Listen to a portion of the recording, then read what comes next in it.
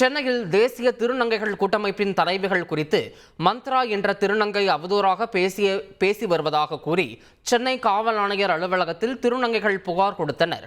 100க்கும் மேற்பட்ட திருநங்கைகள் திரண்டதை அடுத்து தேசிய திருநங்கைகள் கூட்டமைப்பின் தலைவர் ஜீவா உள்ளிட்ட 5 பேரிடம் போலீசார் பேச்சுவார்த்தை நடத்தி புகார் மனுவை பெற்றுக் கொண்டனர்.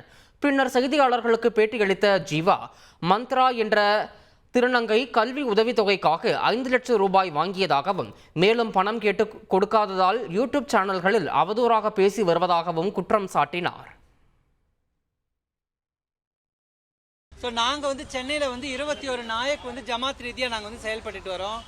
எங்கள் மேலே மந்த்ரான்ற திருநங்கை அவதூறு பரப்பி இருக்கிறாங்க. நிறைய யூடியூப் சேனலில் எங்களை பற்றின தப்பான விஷயங்களை அவங்க வெளியிட்டிருக்காங்க. இதனால நிறைய திருநங்கைகள் மன உளைச்சிக்கு ஆளாகி இன்னைக்கு கமிஷனர் ஆஃபீஸில் கம்ப்ளைண்ட் கொடுக்க வந்திருக்கிறோம். ஏற்கனவே ஒரு 6 மாதத்துக்கு முன்னாடி இந்த மாதிரி தான் ஒரு புகார் அவங்க மேலே கொடுத்துருந்தோம். அவங்களே இதை வாபஸ் வாங்க சொல்லி எங்ககிட்ட பேசினாங்க. நாங்கள் அதன் பிரகாரம் வாபஸ் வாங்கினோம். மறுபடியும் அவங்க ரிவெஞ்ச் எடுக்கிறதுனால அவங்க மேலே கம்ப்ளைண்ட் கொடுத்துருக்குறோம். என்ன மாதிரியான புகார் அப்படின்னு பார்த்தீங்கன்னாக்கா, அவங்கள எங்கள் பெரியவங்களை எல்லாத்தையும் பிளாக்மெயில் பண்ணி த்ரெட்டனிங் பண்ணி அவங்க ஏற்கனவே 5 லட்சம் பணம் வாங்கியிருக்கிறாங்கன்றதை பகிரங்கமாக நாங்கள் சொல்லுவோம். செய்திகளை உடனுக்குடன் தெரிந்து கொள்ள உடனே சப்ஸ்கிரைப் பண்ணுங்க.